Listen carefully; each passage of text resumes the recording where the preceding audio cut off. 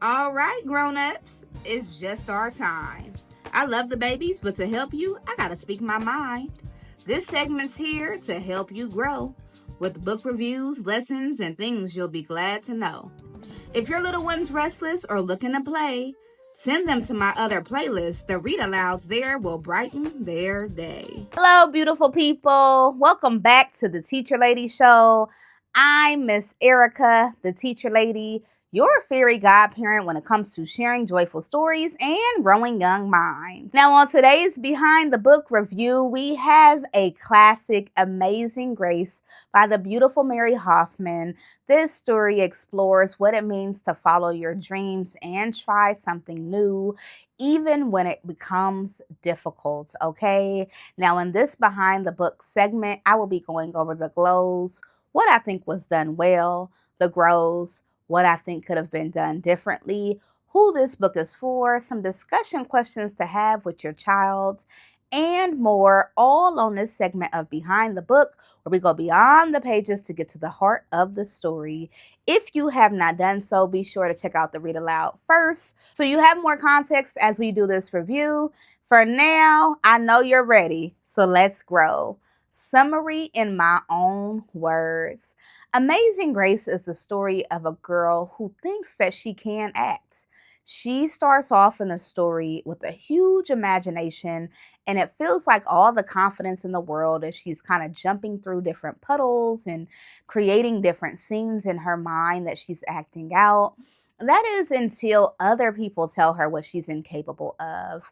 And when other people tell her what she's incapable of, it shakes her confidence a little bit. So it is the story of what it means to have confidence and believe in yourself when other people tell you that you're not good enough. It's also the story of trying something new. So that is my summary, which brings me to the target message. What was the message of the book? And who is the target age group that would be able to understand this work? Well, the message of the book is to truly give it a go. I feel like so much of the book was her having to move past the mean things that were said about her self doubt. And so her grandmother ended up taking her to a play so that she could see another Black woman who was doing what it was that Grace wanted to do. And that really helped her. A few take home messages, one being self confidence and believing in yourself despite what other people are saying, one being trying a new role, doing something new, even when it doesn't make sense because she was playing Peter Pan and she's not a boy. The other message being that you know yourself well and you know what it is that you're supposed to do in this life and trust that. And so, definitely a ton of take home messages. In terms of target age group, I would go 5 years old and up. I feel like most neurotypical 5 year olds would be able to understand the story and relate in their own way because oftentimes children struggle to try something new because they don't want to be made fun of. They want to do something, but they don't raise their hand and volunteer because they don't want other people to see them. And so, 5 years old on up, I would say to 10 years old is probably a solid age group for this book, okay? Who this book is for, this book definitely benefits Black girls. I am very big on representation. If you have a main character of a story that resonates with your children or your family or the students in your classroom, I always encourage people to get the books that represent their family or their community. Okay, so that is the first. But the second is those who want to venture out but who are nervous.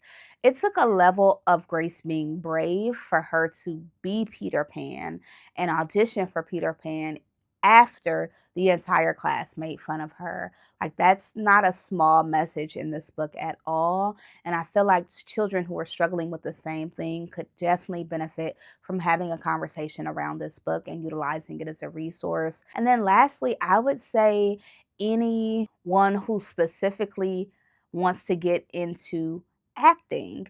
If you have a child that's really interested in acting, I love how they brought acting to the forefront of this book. It was very clear that she loved acting. She loved following her imagination and creating different things until that was crushed, and then she had to work to get it back. And so if you got a rising star on your hands, somebody that needs to know that things will get tough, but you can do it, I would also go ahead and get them this book.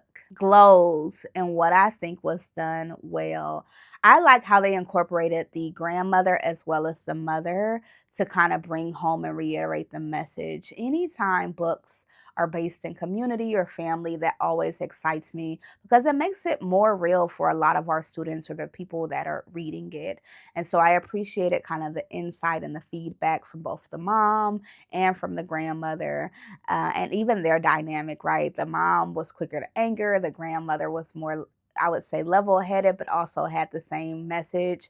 I also really loved another glow was that they took her to a play. So she, Grace, got to go see a ballet, and the person who was doing the ballet looked like Grace, and that meant a lot to her. And that's where you see a change in her attitude from kind of being nervous about being Peter Pan to now being very excited to go out for this role. There was definitely a shift. So that nugget of representation in this story was also super impactful. And then my last glow for this book, I would have to say it wasn't one reason why she couldn't be Peter Pan. So one girl mentioned she couldn't be Peter Pan because she was Black. Another person mentioned she couldn't be Peter Pan because she wasn't a boy. There were kind of these multiple reasons as to why she could not go out for the role that she wanted to go out for. And I love that because it shows that people are going to find all sorts of reasons to discredit you, to say you can't do something. And it's important that you go after it anyway. So those are my glows for the book. Regarding grows for the book, I actually don't have any. I'm not a person that looks for grows. If I don't see anything or if as I'm reading the story, nothing comes up, I just kind of leave it as is. I feel like it's a super straightforward message, a powerful meaning, and it was well made. So no grows for me. I also think that there's something really unique about being able to read this book 34 years after it was created and it's still being super inspiring to this generation. So that is a timeless classic. Discussion points to have with your child. Where do you think the turning point was for Grace? Like what happened? I would talk about the transition from her being confident to her now doubting herself to her being confident again. I would definitely explore an alternate ending because in the book, Grace gets the role because she's great at it. And of course, that doesn't always happen. Sometimes we're great at things and we go out for them and we still don't win them. Bringing in a time that your child tried something new and how that worked out for them or how it made them uncomfortable or what did they think about that. I feel like there are so many ways to take this book in terms of a discussion, but definitely bringing in that like, hey, whenever we're doing something out of the box, it's going to be uncomfortable, yet and still we can and should move past it because we don't let other people determine what we can and can't do, okay? This book is definitely great to have a discussion and an ongoing conversation about what it means to believe in yourself and what it means to try new things.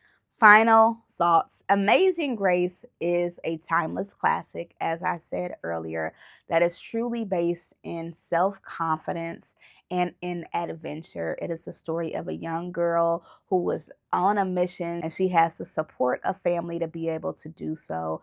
It's a book that I hold dear to my heart, and I definitely think that you should check it out. There's a link to the book in the bio below. Be sure to subscribe to the channel and sign up for the newsletter so you never miss any of my extra little tidbits or resources that I send out. If you do not know me yet, my name is Erica, and I am also an author and illustrator. I have 9 diverse books, but I also have a program called the Empathy Library where I ask community to go onto the website, donate what they can. That money purchases books, and those books get given to children who need them, okay? So a lot of information. Go explore the channel. On Friday, come check out the Teacher Lady Speaks, which is the professional development that wraps this week's topic up. Did you see last week's topic? Do you know what next week's topic will be? Make sure that you lock in, and thank you for being part of this community. Until next time, remember to enjoy the moment or go be a joy in the moment. Bye.